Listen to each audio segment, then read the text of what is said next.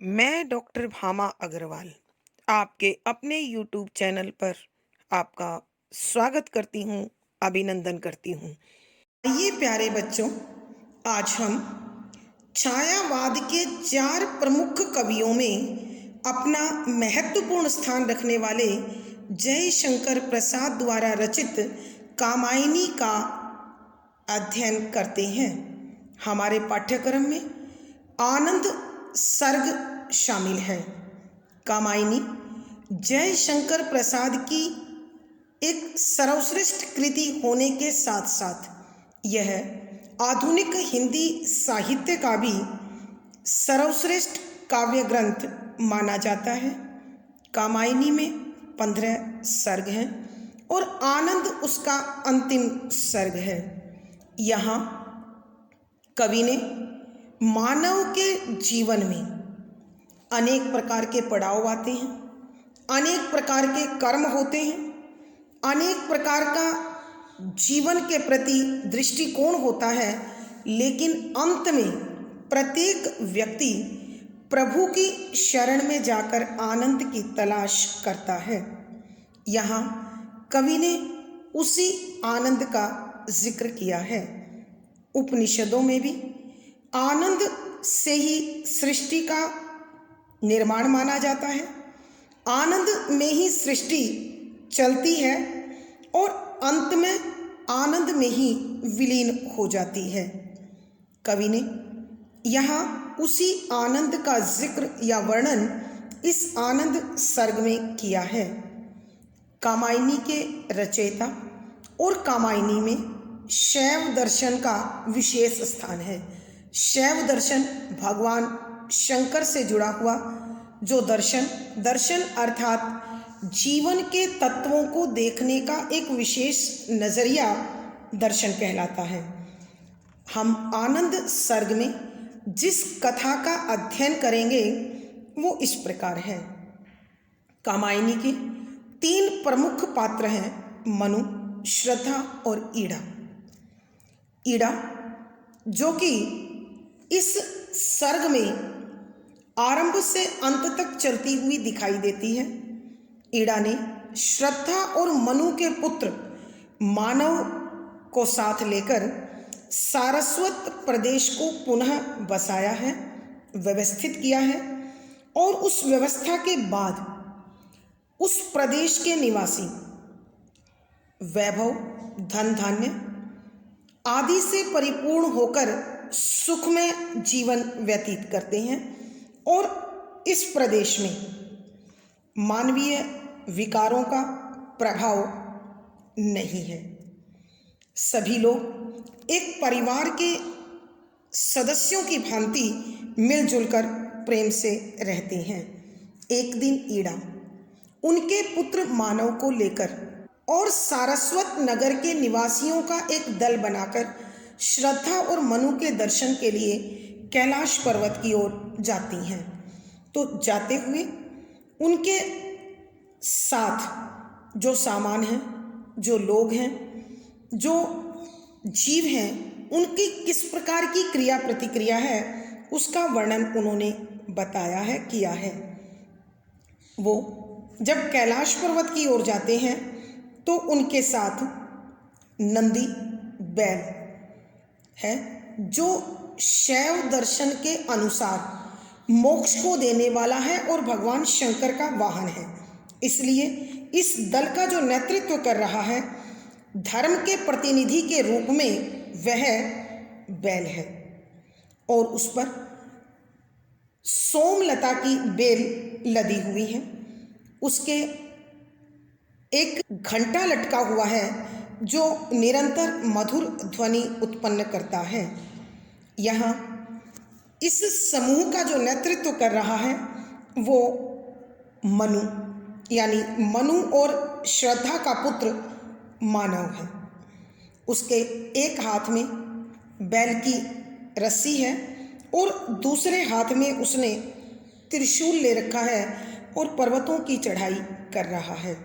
ईड़ा ने गैरवे रंग के साध्वी वस्त्र पहने हुए हैं और वह भी मानव के साथ साथ चल रही है। और उनके पीछे पीछे मधुर ध्वनि में मंगल गान करती हुई महिलाएं चल रही हैं। उनके दल में अनेक बच्चे, असंख्य युवक महिलाएं हैं जो बड़ी प्रसन्नतापूर्वक हंसी खुशी के साथ इस यात्रा को कर रहे हैं। उनके साथ चंवर हैं, यानी जिसे हम याक कहते हैं या चांवरी गाय कहते हैं, वो हैं। और उन पर इस ध्रुव मार्ग में, इस पर्वतारोहण के दौरान जिन जिन चीज़ों की आवश्यकता पड़ सकती थी वो उस पर लादी गई हैं। और बहुत से छोटे बालकों को भी इन पर बैठाया गया है। महिलाएं बच्चों से बातचीत करती हुई चल रही हैं।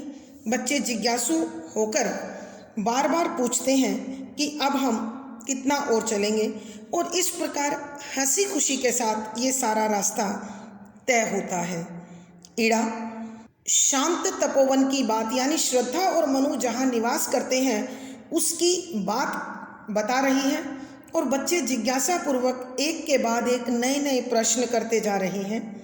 यात्रियों का दल चलते चलते उस स्थान पर पहुंच चुका है जहां मनु समाधि में बैठे हैं और श्रद्धा अपने फूलों को अंजुलि में भरकर उनके निकट खड़ी हुई हैं। जाकर ईड़ा और मानव उन्हें प्रणाम करते हैं।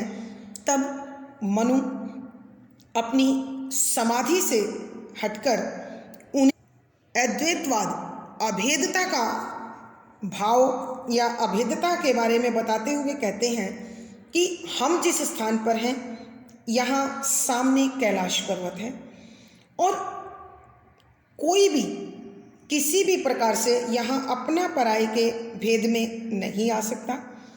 जो भी इससे जुड़े हुए हैं उनमें से कोई दुखी नहीं है, शापित नहीं है, तापित नहीं है, किसी में किसी प्रकार का कोई विकार नहीं है, कोई पापी नहीं है। सब एक दूसरे के साथ मिलजुल कर प्रेम से एक परिवार की भांति रहते हैं। श्रद्धा मनु के द्वारा दिए इस उपदेश को सुनकर मंद मंद मुस्काने लगती हैं और सारा का सारा पर्वतीय क्षेत्र अलौकिक प्रकाश से जगमगाने लगता है और पूरा वातावरण उस आनंद से भर जाता है। सभी यात्री एक दूसरे को अभिन्न समझते हुए एक दूसरे में पूर्ण तादात्म्य के साथ, मेल के साथ मिल जाते हैं। और वहाँ जाने के बाद मनुष्यों की दृष्टि में जड़ चेतन आदि का सब भेदभाव समाप्त हो जाता है और सब अपने आप को एक अखंड अद्वितीय आनंद में महसूस करते हैं। आइए बच्चों, इसी प्रकार के भावों को समेटे हुए कामायनी के 15वें सर्ग आनंद सर्ग का अब हम अध्ययन आरंभ करते हैं। पद संख्या 5। कह रहा एक था तू तो कब से ही सुना रही है, अब आ पहुँची लो देखो आगे वह भूमि यही है, पर बढ़ती ही चलती है रुकने का नाम नहीं है, वह तीर्थ कहाँ है कह तो जिसके हित दौड़ रही है। प्रसंग प्रस्तुत पद हमारी हिंदी की पाठ्य पुस्तक आधुनिक हिंदी कविता में संकलित छायावाद के आधार स्तंभ कवि श्री जयशंकर प्रसाद द्वारा रचित आधुनिक हिंदी काव्य का महाग्रंथ कामायनी के आनंद सर्ग से लिया गया है। संदर्भ इस पद में जब सारस्वत नगर के निवासी ईड़ा और मानव के नेतृत्व में कैलाश पर्वत पर श्रद्धा व मनु के दर्शन हेतु जा रहे हैं, तब चंवरों पर बैठे हुए बालक अपनी अपनी माताओं से बातचीत करते हुए जा रहे हैं। तभी एक बालक अत्यधिक जिज्ञासु हो जाता है और अपनी व्याकुलता में अपनी माता से जो प्रश्न करता है, यहाँ उसी समय का वर्णन किया गया है। व्याख्या शब्दों के अर्थ आवश्यकता के अनुसार। कह रहा एक था कि जो बालक चावरी गायों पर बैठे हुए थे, उनमें से एक बालक अत्यधिक जिज्ञासा से भरकर, व्याकुल होकर, बेचैन होकर अपनी माता से कहने लगा, तू तो कब से ही सुना रही है कि तू कितनी देर से हमें उस स्थान के विषय में बता रही है जहां हम जा रहे हैं, और हर बार यही कहती है कि वो थोड़ी दूर चलने पर वो देखो सामने स्थान आ गया जहां हमने पहुंचना है। अब आ पहुंची लो, देखो आगे वह भूमि यही है कि जब भी मैं प्रश्न पूछता हूँ हम कब पहुँचेंगे, तो तुम हर बार यही उत्तर देती है, अब आ पहुँची लो, देखो कि देखो अब हम पहुँचने वाले हैं। आगे वह भूमि यही है कि सामने जो ज़मीन दिखाई दे रही है उसी को तुम बार बार वह तीर्थ स्थान का संकेत कर देती है, पर बढ़ती ही चलती है कि स्थान तो दिखा देती है पर फिर आगे बढ़ जाती है, फिर आगे चलने लग जाती है। रुकने का नाम नहीं है कि तू तो कहीं भी ठहर नहीं रही है। वह तीर्थ कहाँ है कह तो, कि वो पवित्र स्थान कहाँ पर है ठीक से बता तो, जिसके हित दौड़ रही है, हित के लिए, कि जहाँ पहुँचने के लिए तू लगातार चले जा रही है, वो स्थान कहाँ पर है, कब हम वहाँ पहुँचेंगे, उसके विषय में तू मुझे बता। आइए प्यारे बच्चों, हम एक बार फिर इस पद की व्याख्या करते हैं। बच्चा अपनी माता से जिज्ञासावश पूछता है, जो चावरी गायों पर बैठे हुए थे वह अनेक प्रकार की जिज्ञासाओं को अपने हृदय में संजोए हुए थे, समेटे हुए थे। तब उनमें से एक बालक अपनी माँ से पूछने लगा, तू तो कब से सुना रही है कि कितनी देर से तू हमें बार बार यही बात बता रही है, अब आ पहुँची लो, देखो कि वो देखो हम अब पहुँचने वाले हैं। आगे वह भूमि यही है कि जहाँ हमें पहुँचना है वो सामने वाला स्थान वही है। लेकिन माँ, वो स्थान तो आने का नाम ही नहीं ले रहा है, पर बढ़ती ही चलती है, रुकने का नाम नहीं है कि तू लगातार चले जा रही है, कहीं भी रुक नहीं रही है। तो फिर वो स्थान कहाँ है, कैसा है, हम वहाँ कब पहुँचेंगे और तू उसके लिए क्यों भागी जा रही है।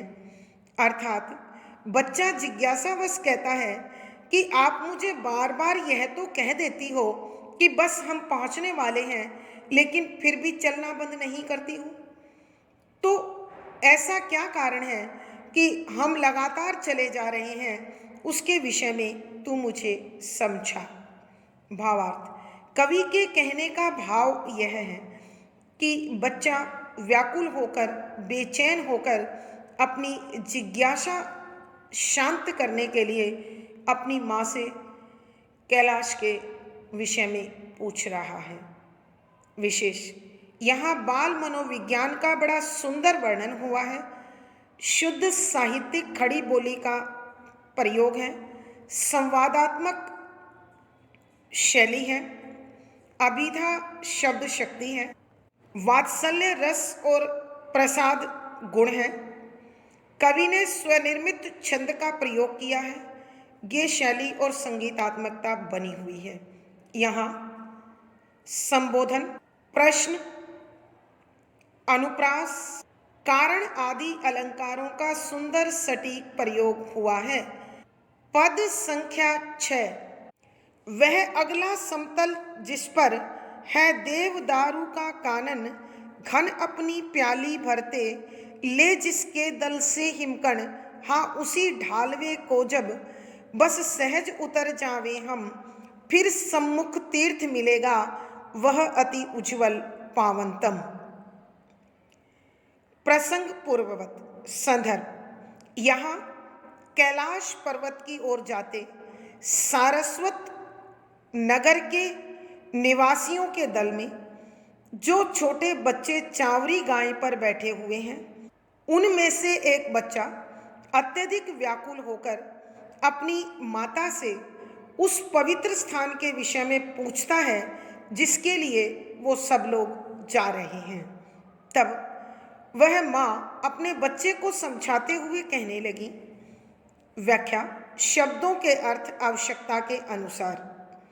वह जो सामने दिखाई दे रहा है, अगला इस स्थान के बाद वाला समतल समान तल वाला अर्थात समान भूमि जिस पर उस पर है देवदारू का कानन। कि बेटा, वो सामने जो समान भूमि दिखाई दे रही है जिस पर देवदारू के वृक्षों का जंगल है, वही स्थान है जहां हमें पहुंचना है।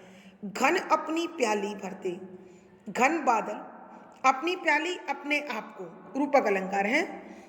कवि ने कल्पना की है बादलों के शरीर की प्याली से, ले जिसके दल से हिमकण।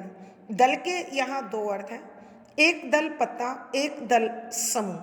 हिमकण ओस की बूंदे।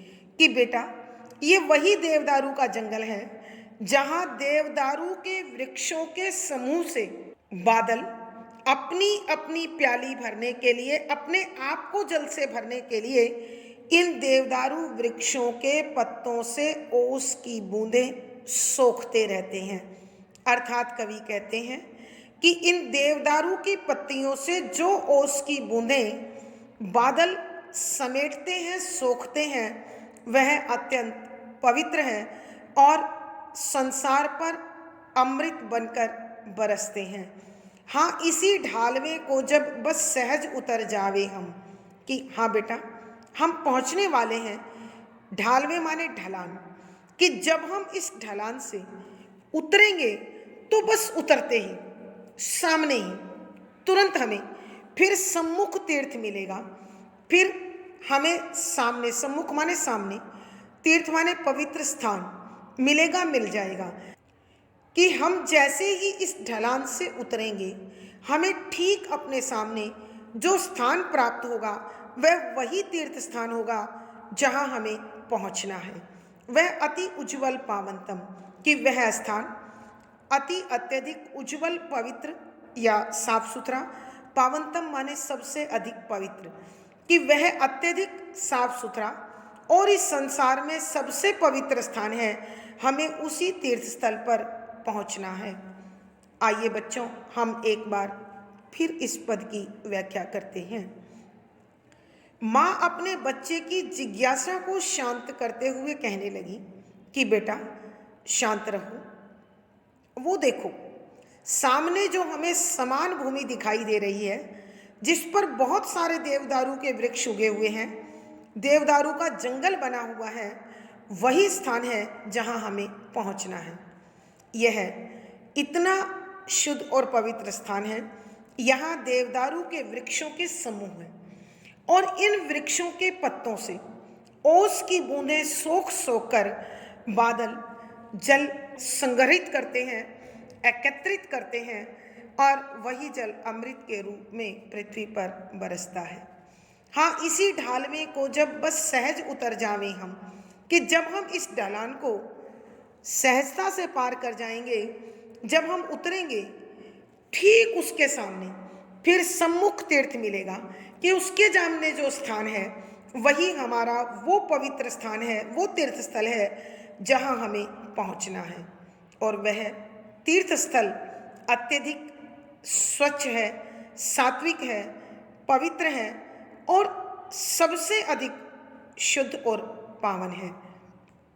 हम सबको वहीं जाना है और उसी के दर्शन के लिए हम चले जा रहे हैं। भावार्थ: कवि के कहने का भाव यह है कि माँ बच्चे को बहलाने की पूरी पूरी कोशिश कर रही है। विशेष यहाँ देवदारू के वृक्षों का बड़ा सुंदर बिंबात्मक निरूपण किया गया है। शुद्ध साहित्यिक खड़ी बोली का प्रयोग है, संवादात्मक शैली है, अभिधा शब्द शक्ति है, वात्सल्य रस और प्रसाद गुण है, कवि ने स्वनिर्मित छंद का प्रयोग किया है। ये शैली और संगीतात्मकता है। यहाँ संबोधन, अनुप्रास, रूपक, श्लेष आदि अलंकारों का सुंदर सटीक प्रयोग हुआ है। पद संख्या 7। वह ईड़ा समीप पहुंचकर बोला, उसको रुकने को। बालक था, मचल गया था, कुछ और कथा सुनने को। वह अपलक लोचन अपने पदाग्र विलोकन करती, पथ प्रदर्शिका सी चलती, धीरे धीरे डग भरती। प्रसंग पूर्ववत। संदर्भ। यहाँ सारस्वत नगर के निवासी मानव और ईड़ा के नेतृत्व में कैलाश पर्वत पर मनु व श्रद्धा के दर्शन करने हेतु जा रहे हैं। अनेक छोटे बच्चे चावरी गायों पर बैठे हुए हैं, जो उनके लिए अपने आप में एक अलग अनुभव है। पूरा यात्रियों का दल निरंतर चला जा रहा है, अतः बच्चों के मन में अनेक प्रकार के प्रश्नों का उठना स्वाभाविक है। एक बालक जब अपनी माता से अपने पहुंचने वाले स्थान के विषय में जानकारी प्राप्त करना चाहता है, तो माँ के उत्तर से वह संतुष्ट नहीं होता है। इसलिए नेतृत्व करने वाली ईड़ा के निकट पहुंचकर जो कहता है और जो प्रतिक्रिया ईड़ा की हुई है, उसका वर्णन करते हुए कविवर लिखते हैं कि व्याख्या। शब्दों के अर्थ साथ साथ अथवा आवश्यकता के अनुसार। वह जिज्ञासु बालक ईड़ा समीप पास पहुंचकर जाकर बोला, उसको रुकने को। कि वह जिज्ञासु बालक जो अपनी माता के उत्तर से संतुष्ट नहीं हुआ था, मन शांत नहीं हुआ था, वह ईड़ा के नजदीक पहुंचा और उसे रुकने के लिए कहने लगा। बालक था, मचल गया था, कुछ और कथा सुनने को। कि वह अभी छोटा बालक था, इसलिए अत्यधिक व्याकुल होकर, बेचैन होकर, हठपूर्वक ईड़ा से कुछ और कथा जानना चाहता था, क्योंकि माता का उत्तर उसे पर्याप्त नहीं लगा था, उसका मन शांत नहीं हुआ था। और जब ईड़ा ने उस बच्चे के प्रश्न को सुना, तो वह अपलक लोचन अपने पदाग्र विलोकन करती कि वह एकटक अपनी आंखों को बिना झपकाए उस बच्चे की ओर देखकर पदाग्र अपने पांव का अगला हिस्सा विलोकन देखती हुई चलने लगी, पथ प्रदर्शिका सी चलती। कि वह अपने यात्रियों के दल का मार्गदर्शन करने वाली, नेतृत्व करने वाली की तरह धीरे धीरे डग धरना, कदम धरना। कि धीरे धीरे अपने कदमों को धरती हुई, अपने पांव के अगले हिस्सों को एकटक निहारती हुई, बड़े सहज भाव से, शांत भाव से चलती रही। और वह इस प्रकार चल रही थी कि अपने समूह का मानो नेतृत्व कर रही हो। आइए बच्चों, हम एक बार फिर इस पद की व्याख्या करते हैं। जब बच्चा अपनी माता के उत्तर से संतुष्ट नहीं हुआ, तो वह ईड़ा के नजदीक पहुंच गया और उसे रुकने के लिए कहने लगा, ताकि वह उससे यानी ईड़ा से उस तीर्थ स्थान के बारे में पूरी जानकारी प्राप्त कर पाए जहां वो लोग जा रहे हैं। बालक था, मचल गया था। कि बच्चा अभी छोटा था, इसलिए अत्यधिक व्याकुल होकर, बेचैन होकर वह आगे की कथा सुनने के लिए हट करने लगा, कुछ और कथा सुनने को। कि उसका मन था कि वह उस तीर्थ स्थान के बारे में पूरी जानकारी प्राप्त करे, कि वहाँ कौन है, क्या कर रहे हैं, हम वहाँ क्यों जा रहे हैं, वह स्थान कैसा है, आदि अनेक प्रश्न उसके दिमाग में घूम रहे थे, उसके मन को विचलित कर रहे थे। वह अपलक लोचन अपने पदाग्र विलोकन करती। कि जब ईड़ा ने बच्चे के इस प्रकार प्रश्नों को सुना, तो वह एकटक अपने पांव का अगला हिस्सा देखती हुई पथ प्रदर्शिका सी चलती। कि मार्गदर्शन करने वाली की तरह बड़े शांत भाव से धीरे धीरे कदमों को उठाकर रखती हुई आगे बढ़ती चली जा रही थी। भावार्थ, कवि के कहने का भाव यह है कि ईड़ा के स्वभाव में गंभीरता झलक रही थी। विशेष यहाँ बाल मनोविज्ञान का बड़ा सुंदर वर्णन हुआ है, शुद्ध साहित्यिक खड़ी बोली का प्रयोग है, संवादात्मक शैली है, अभिधा शब्द शक्ति है, वात्सल्य अथवा शांतरस प्रसाद गुण है। कवि ने स्वनिर्मित छंद का प्रयोग किया है, ये शैली और संगीतात्मकता है। इस पद में अनुप्रास, पुनरुक्ति प्रकाश, प्रश्न, उपमा, कारण आदि अलंकारों का सुंदर सटीक प्रयोग किया है। पद संख्या 8, बोली हम जहाँ चले हैं वह है जगती का पावन, साधना प्रदेश किसी का, शीतल अति शांत तपोवन। कैसा, क्यों शांत तपोवन, विस्तृत क्यों नहीं बताती, बालक ने कहा ईड़ा से, वह बोली कुछ सकुचाती। प्रसंग पूर्ववत। संदर्भ, यहाँ सारस्वत नगर के निवासी ईड़ा और मानव के नेतृत्व में मनु व श्रद्धा के दर्शन करने के लिए कैलाश पर्वत की ओर जा रही हैं। ऐसे में चावरी गायों पर बैठे हुए बच्चों के मन में अनेक प्रकार के प्रश्न घूम रहे थे और उन जिज्ञासाओं को शांत करने के लिए वो अनेक प्रश्न कर रहे थे। जब एक बालक अपनी माता के उत्तर से संतुष्ट नहीं होता तो वह ईड़ा के पास इस सारी कथा की जानकारी के लिए पहुंच जाता है।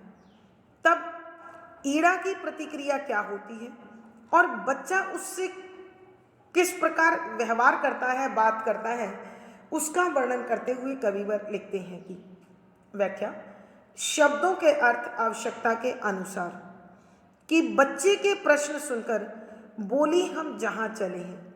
ईड़ा कहने लगी कि हम जिस स्थान पर जा रहे हैं, हम जहाँ की यात्रा करने जा रहे हैं, दर्शन करने जा रहे हैं, वह है जगती का पावन। जगती संसार, सृष्टि, ब्रह्मांड, पावन पवित्र, कि वह स्थान इस दुनिया का सबसे पवित्र स्थान है। साधना प्रदेश किसी का, साधना तपस्या, तप, कि वो स्थान किसी की तपस्या का स्थान है, कि कोई वहां तप कर रहा है। शीतल अति शांत तपोवन, शीतल ठंडक देने वाला, आत्मा को शांति देने वाला, अति अत्यधिक शांत वातावरण वाला तपोवन तप का स्थान है, कि वह अत्यधिक शांत, आत्मा को शांति देने वाला तप का स्थान है और जहाँ कोई तपस्या कर रहा है। बच्चा ईड़ा की इस बात को सुनकर और प्रश्न करते हुए कहने लगा, कैसा, क्यों शांत तपोवन, विस्तृत क्यों नहीं बताती कि वो स्थान कैसा है, उस स्थान पर क्या विशेष है, क्यों शांत तपोवन, कि तुम उसे शांत तपोवन क्यों कह रही हो, वह कैसी शांति वाला स्थान है, विस्तृत क्यों नहीं बताती, कि तुम मुझे खोलकर विस्तार पूर्वक सरलता से स्पष्टता से क्यों नहीं बता रही है। बालक ने कहा ईड़ा से, कि बालक जब ईड़ा से इस प्रकार कहने लगा तो ईड़ा, वह बोली कुछ सकुचाती, वह कुछ संकोच करती हुई, कुछ शर्माती हुई इस प्रकार कहने लगी। आइए बच्चों, हम एक बार फिर इस पद की व्याख्या करते हैं। बोली हम जहाँ चले हैं वह है जगती का पावन, कि ईड़ा बच्चे के प्रश्नों का उत्तर देते हुए कहने लगी कि हे बच्चे, हम जिस स्थान पर जा रहे हैं वह स्थान इस संसार का सबसे पवित्र स्थान है, सबसे सात्विक शुद्ध स्थान है, क्योंकि साधना प्रदेश किसी का, कि वहाँ कोई है जो तपस्या कर रहा है, तप कर रहा है। शीतल अति शांत तपोवन, कि वो स्थान अत्यधिक शांति देने वाला है, आत्मा को संतुष्टि देने वाला है और तप के लिए पूर्ण उचित स्थान है। कैसा क्यों शांत तपोवन विस्तृत क्यों नहीं बताती, लेकिन बच्चा ईड़ा के इतने उत्तर से शांत नहीं होता। वह फिर प्रश्न करने लगता है कि कैसा, कि वो स्थान कैसा है, उसे तू शांत क्यों कह रही है, क्यों शांत तपोवन, कि तू उसे शांत और तपस्या का स्थान क्यों कह रही है। तपस्या क्या होती है और स्थान शांत कैसे हो सकता है, विस्तृत क्यों नहीं बताती, क्योंकि तू विस्तार पूर्वक खोलकर मुझे क्यों नहीं समझाती है। बालक ने कहा ईड़ा से कि जब बालक ईड़ा से इस प्रकार प्रश्न करने लगा, वह बोली कुछ सकुचाती कि फिर ईड़ा कुछ संकोच करती हुई, कुछ शर्माती हुई उस बच्चे को आगे के विषय में समझाने लगी। भावार्थ, कवि के कहने का भाव यह है कि ईड़ा अब गंभीरता से बच्चे के प्रश्नों के उत्तर दे रही है। विशेष यहाँ बाल मनोविज्ञान का बड़ा सुंदर चित्रण है और ईड़ा मनु के तपस्या स्थल के विषय में वर्णन कर रही है। शुद्ध साहित्यिक खड़ी बोली का प्रयोग है, शांत रस है, प्रसाद गुण है, अभिधा शब्द शक्ति है। कवि ने स्वनिर्मित छंद का प्रयोग किया है, ये शैली और संगीतात्मकता है।